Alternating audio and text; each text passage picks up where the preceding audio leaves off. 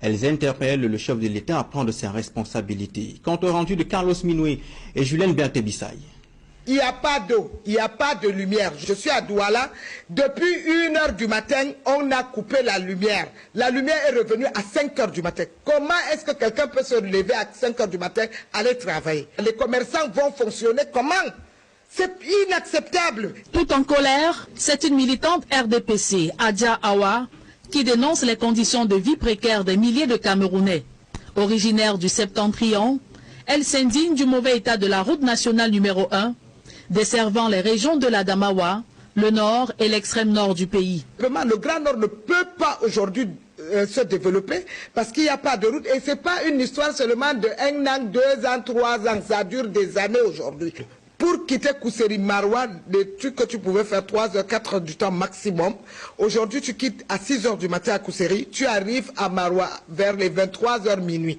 En compagnie de l'avocate Maître Alice Com, Maximilienne Gambet, toute responsable du REDAC, et Issa Abiba de l'UPC, Dame Adja Awa s'insurge contre la malgouvernance et le laxisme du chef de l'État. Ce ministre bandit là, à col blanc là, si vraiment il faut les enlever, il faut qu'il quitte, qu'il arrête de menacer le peuple, pas seulement ceci. Combien de populations souffrent du nord au sud? Quelqu'un parle, on dit on a arrêté tel, on n'a plus peur de vous. C'est-à-dire le peuple en a marre, nous sommes fatigués du nord au sud, de l'est à l'ouest.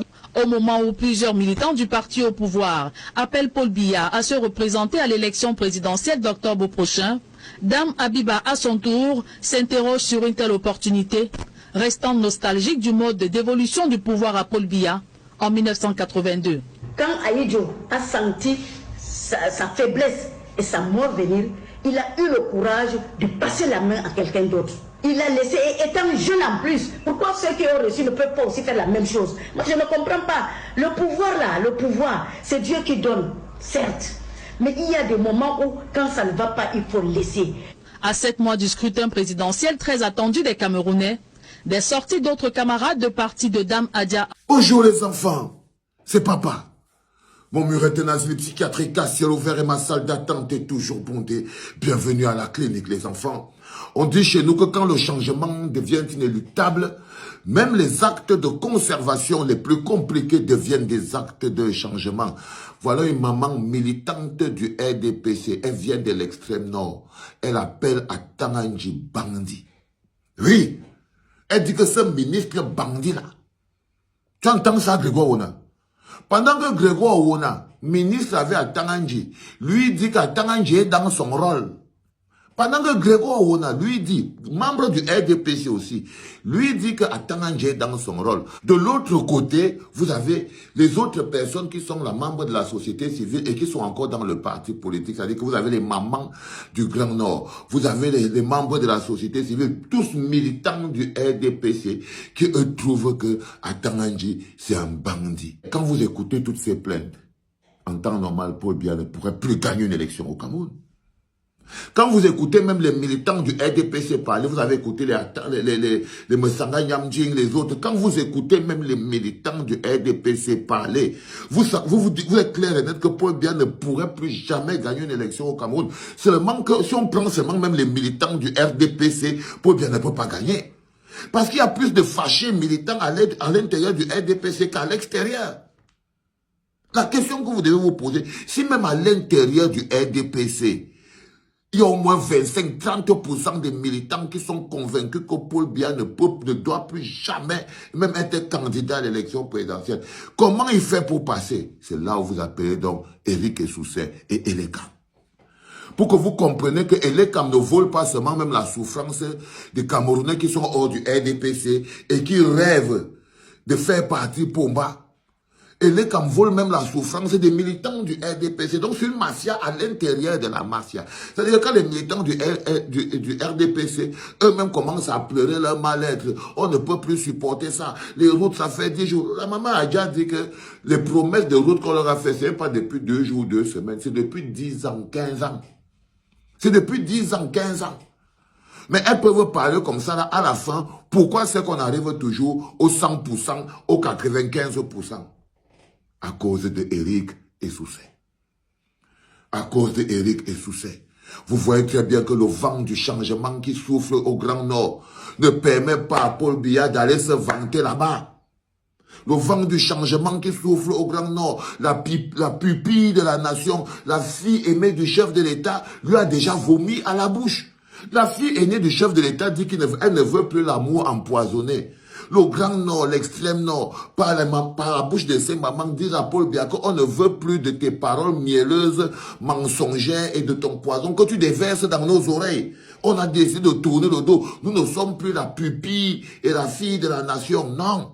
Et si vous descendez là-bas, vous allez vous rendre compte que même les militants de l'UNDP surveillent le dirigeant de l'UNDP pour voir s'ils vont encore leur dire que non, oh, il faut aller voter pour moi. Les militants de l'UNDP ne veulent plus suivre Bouba Bello Maïgari. Ils ne veulent plus. Les militants de l'UNDP ne veulent plus aller voter pour Biya parce que Bello Bouba Maïgari leur a dit, ils ont dit qu'ils ne partent plus. La jeunesse du Grand Nord, ce ne sont plus des Alongo. Les jeunes du Grand Nord ont pris des dispositions claires et nettes pour barrer la route. Les militants du FNCC, le parti de Issa Chiroma Bakari, ont dit qu'ils ne veulent plus de consignes de vote. Les militants du FNCC, le parti de Issa Chiroma Bakari, il a fait son meeting dernièrement. On lui a dit que pourquoi il ne dit pas aux gens aujourd'hui que voter, donner 100% au président Pombeya. On lui dit pourquoi? Il dit que non, c'est pas à lui de donner les consignes. Pourtant, il donnait des consignes avant. Simplement parce que les militants du FNCC ne veulent plus de consignes. Ils ne veulent plus voter Paul Biya. Les militants du MDR sont dans la même situation. La jeunesse du Grand Nord est dans la même situation. Ils ne veulent plus être la pupille et la fille de la nation. Donc, les trois partis satellites qui contrôlaient le Nord pour le RDPC, qui sont le FNCC, le MDR et l'UNDP, ces trois partis satellites du RDPC ont été vomis par leur base militante, dont les enfants, les jeunes qui en ont marre de discuter l'eau avec les chèvres dans les rigoles. Ils ont dit qu'ils ne sont plus la pupille de la nation. La question que tu as envie de te poser, c'est comment c'est qu'on arrive toujours face à une situation où tu as un nombre des électeurs, le pourcentage dépasse 100%. C'est Éric Essoussin. La seule personne qui se dresse contre l'aspiration de tout un peuple, les aspirations de tous ces Camerounais, la seule personne qui va transformer cette souffrance en rien du tout, c'est Éric Essoussin. D'où l'exigence de la publication de la liste électorale nationale. Parce qu'il n'y a que la manipulation et le tripatouillage du fichier électoral qui peut combattre la dynamique du peuple. Il n'y a que le tripatouillage du fichier électoral, pas seulement le bourrage des urnes. Le bourrage des urnes, c'est une chose. Le tripatouillage de tout le fichier est une grosse opération de déstabilisation même. Et c'est ce tripatouillage du fichier électoral-là qui fait que tous les enfants-là peuvent avoir dit non. Ils ne sont plus en train de suivre la ligne-là. Et vous entendez qu'on a mis les Maliens, les Tchadiens, les Centrafricains, les étrangers, plein sur le fichier électoral pour remplacer tous les enfants qui sont en train de dire non là. Quand vous avez entendu une fois le président Moïse Kamto a attiré l'attention du public pour savoir, des populations et même la communauté internationale pour dire des étrangers vivant au Cameroun sont infiltrés par centaines de milliers dans le fichier électoral camerounais en vue de venir voter en lieu et place des Camerounais. Pour que vous compreniez que pourquoi c'est qu'on met toujours à Paul Biya 100%, 200%, alors que vous voyez tout le monde qui est en train de souffrir. C'est Elecam.